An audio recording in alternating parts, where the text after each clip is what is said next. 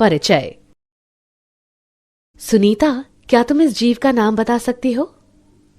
हाँ, इसका नाम अमीबा है। और क्या तुम इन जीवों का नाम भी बता सकती हो? हाँ, पहला एक पेड़ है और दूसरा एक डायनासोर है। बहुत अच्छे। अब इन प्राणियों को पहचानो। ये सर्प, गरुड़ और डॉल्फिन है।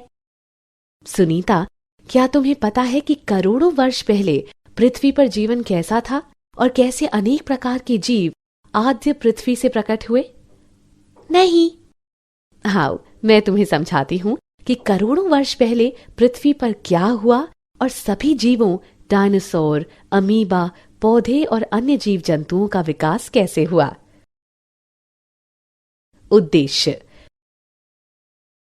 इस पाठ के अंत में आप निम्न करने में सक्षम हो जाएंगे: बिग बैंग सिद्धांत को समझना, आपेरन और हाल्डेन द्वारा प्रस्तावित सिद्धांत को सिद्ध करने के लिए मिलर के प्रयोग को समझना, जीवन स्वरूप के विकास को समझना, विकास के विभिन्न प्रमाणों की पहचान करना, तुल्य रूप और समजात संरचनाओं के बीच अंतर की पहचान करना, अनुकूली विकिरण की अवधारणा को समझना।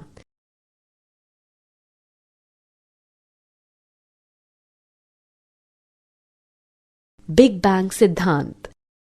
बिग बैंग सिद्धांत ये बताता है कि ब्रह्मांड की शुरुआत में क्या हुआ। इस सिद्धांत के अनुसार एक महाविस्फोट से ब्रह्मांड का विस्तार हुआ। इस प्रकार तापमान में कमी आई। कुछ समय बाद हाइड्रोजन और हीलियम गैस से बनी, उसके बाद अन्य गैसों का निर्माण हुआ। ये गैसें गुरुत्वाकर्षण के कारण संघनीभूत हुईं और आकाश गंगाओं का गठन हुआ। मिल्की वे आकाश गंगा के सौर मंडल में पृथ्वी की रचना 4.5 बिलियन 450 करोड़ वर्ष पूर्व हुई थी।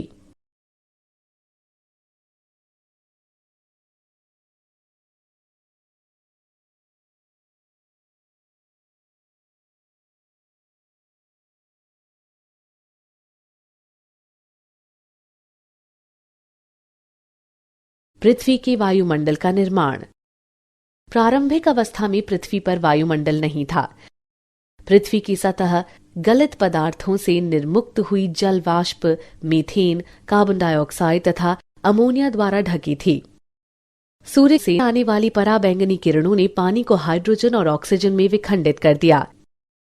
ऑक्सीजन ने अमोनिया और मीथेन के साथ मिलकर जल और कार्बन डाइऑक्साइड की रचना की। परिणाम स्वरूप ओजोन परत का गठन हुआ। जब तापमान कम हुआ तो जल वाष्प बरसात के रूप में बरसे और महासागरों की रचना हुई। पृथ्वी की उत्पत्ति के लगभग 500 मिलियन वर्ष बाद जीवन प्रकट हुआ।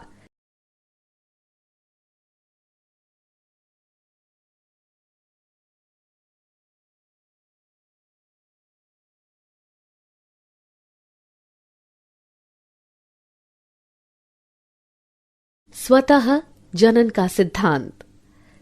पूर्व ग्रीक विचारकों के अनुसार स्पोर नामक जीवन की इकाई विभिन्न ग्रहों में स्थानांतरित हुई। लुई पाश्चर ने प्रायोगिक रूप से ये प्रदर्शित किया कि जीवन पहले से विद्यमान जीवन से ही निकल कर आता है। ये स्वतः जनन नामक सिद्धांत था। उन्होंने अपने सिद्धांत को निम्नानुसार सिद्ध करने के लिए 2 फ्लास्कों का उपयोग किया। जीवन की उत्पत्ति का आपेरन हाल्डेन सिद्धांत। आपेरन और हाल्डेन के अनुसार रासायनिक विकास के बाद जीवन का निर्माण हुआ। जीवन का विकास महासागरों में हुआ जब वायुमंडल में H2, H2O, NH3, CH4 और CO2 की कमी थी, लेकिन मुक्त O2 नहीं थी। कार्बनिक यौगिक पराबैंगनी प्रकाश ऊर्जा द्वारा गैर जैविक रूप में संश्लेषित किए गए। बिना मुक्त O2 के उनका ऑक्सीकरण किया गया। ये कार्बनिक अणु स्थिर होकर गर्म तनु शोरबे में संचित हो गए। इन अणुओं ने नष्ट होने से बचने के लिए अपने चारों ओर एक झिल्ली का निर्माण किया। ऐसे कोशिकांगों ने रसायनों का अवशेषण, वृद्धि, विभाजन किया और अपने चारों ओर मौजूद कार्बनिक अणुओं के किण्वन द्वारा ऊर्जा प्राप्त की। इस प्रकार प्रथम जीवन स्वरूप की उत्पत्ति हुई।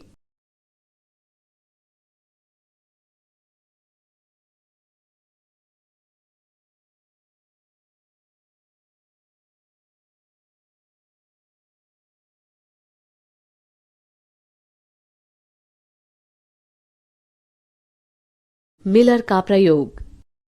1953 में एस.एल. मिलर ने प्रयोगशाला में पृथ्वी की प्रारंभिक दशाओं के समान परिस्थितियां पैदा की। उन्होंने CH4, H2, NH3 और जल वाष्प युक्त बंद फ्लास्क में 800 डिग्री सेल्सियस पर विद्युत डिस्चार्ज उत्पन्न किया। कुछ समय बाद उन्होंने देखा कि अमीनो अम्ल, शर्करा, नाइट्रोजन क्षार, वर्णक और वसा का निर्माण हो गया। ये प्रयोग इस बात का समर्थन करता है कि रासायनिक विकास के बाद जीवन की रचना हुई।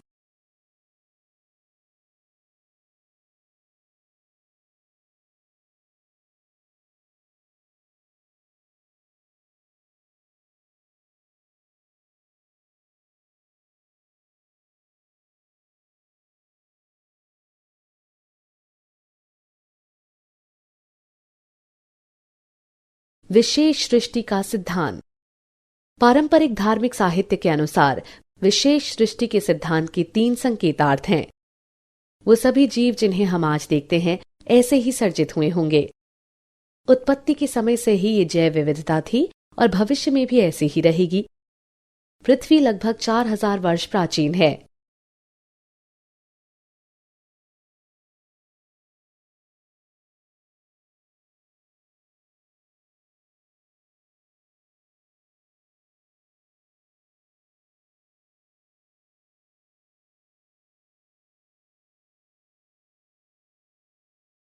जीवन स्वरूप के विकास पर चार्ल्स डार्विन का सिद्धांत।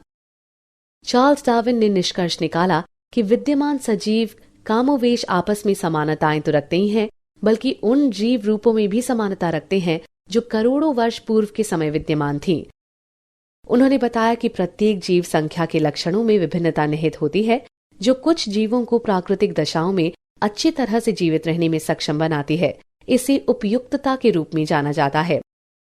इस प्रकार जो एक वातावरण में अच्छी तरह से उपयुक्त थे, प्रकृति द्वारा वर्ण होता गया। इसे प्राकृतिक वर्ण का नाम दिया गया और इसे विकास के प्रतिमान के रूप में लागू किया।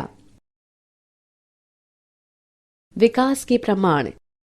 पृथ्वी पर जीवन स्वरूप के विकास के समर्थन में प्रमाण जीवाश्म के अध्ययन तथा विभिन्न जीवन स्वरूपों की तुलनात्मक शारीरिकी और आकारिकी से सामने आए। जीवाश्म। जीवाश्म चट्टानों में पाए जाने वाले जीवन स्वरूपों के कठोर भागों के अवशेष हैं। जीवाश्म युक्त विभिन्न आयु की चट्टानों की तलछट के अध्ययन से ये पता चलता है कि समय समय पर जीवन के रूप बदलते रहते हैं और कुछ जीवन रूप विशेष भूवैज्ञानिक काल तक ही सीमित रहे। ऐसे प्रमाण पुराजीवी प्रमाण कहलाते हैं।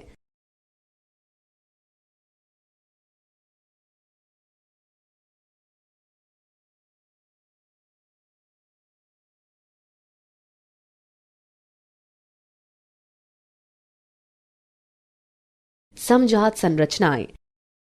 जब समान संरचनाएं विभिन्न जरूरतों के अनुकूलन के कारण भिन्न भिन्न दिशाओं के साथ विकसित होती हैं, तो ये अपसारी विकास कहलाता है। ऐसी संरचनाएं समजात संरचनाएं कहलाती हैं।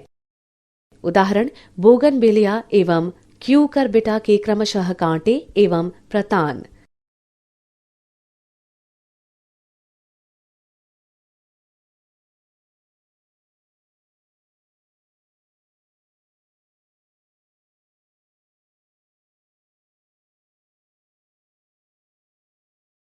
तुल्य रूप संरचनाएं। जब विभिन्न संरचनाएं समान कार्यों के लिए विकसित होती हैं, तो ये अभिसारी विकास कहलाता है। ऐसी संरचनाएं शरीर विज्ञान की दृष्टि से असमान होती हैं, भले ही उनके कार्यकलाप समान हो। ये तुल्य रूप संरचनाएं कहलाती हैं। उदाहरण पेंगुइन और डॉल्फिन मछलियों के पक्ष।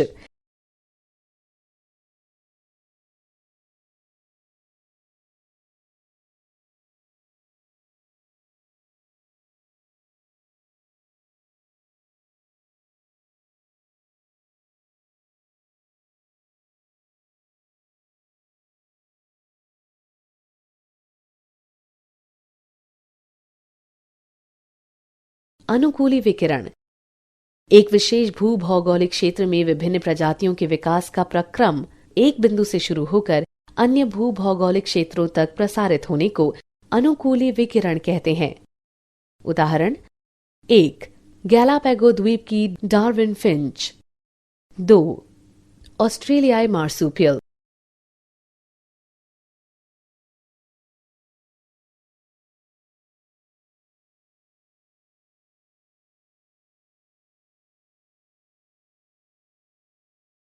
क्या आप जानते हैं विकासात्मक आनुवांशिकी, जीवाश्मिकी और विकास परक विकासात्मक जीव विज्ञानी की उन्नति से ये पता चलता है कि प्रजनक प्रकर्मों और जंतुओं में कोशिका प्रकार विनिर्देश तंत्रों के कारण अनेक संरचनाएं स्वतंत्र रूप से विकसित होती हैं, न कि पहले से मौजूद जीवन रूपों से।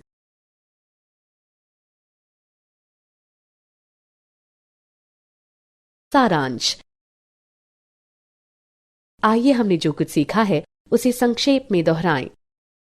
अधिकतर वैज्ञानिक रासायनिक विकास में विश्वास रखते हैं, अर्थात जैव अणुओं के गठन के बाद जीवन का प्रथम कोशिकीय रूप प्रकट हुआ। चार्ल्स डार्विन ने निष्कर्ष निकाला कि विद्यमान सजीव कमोवेश आपस में समानताएं तो रखते ही हैं, बल्कि उन जीव रूपों में भी समानताएं रखते हैं जो करोड़ों वर्ष पूर्व के समय विद्यमान थीं। जीवाश्म चट्टानों में पाए जाने वाले जीवन स्वरूपों के कठोर भागों के अवशेष हैं। समान संरचनाएं जो भिन्न भिन्न कार्य करती हैं, समजात संरचनाएं कहलाती हैं। शारीरिक रूप से असमान संरचनाएं समान कार्य करती हैं, तुल्य रूप संरचनाएं कहलाती हैं।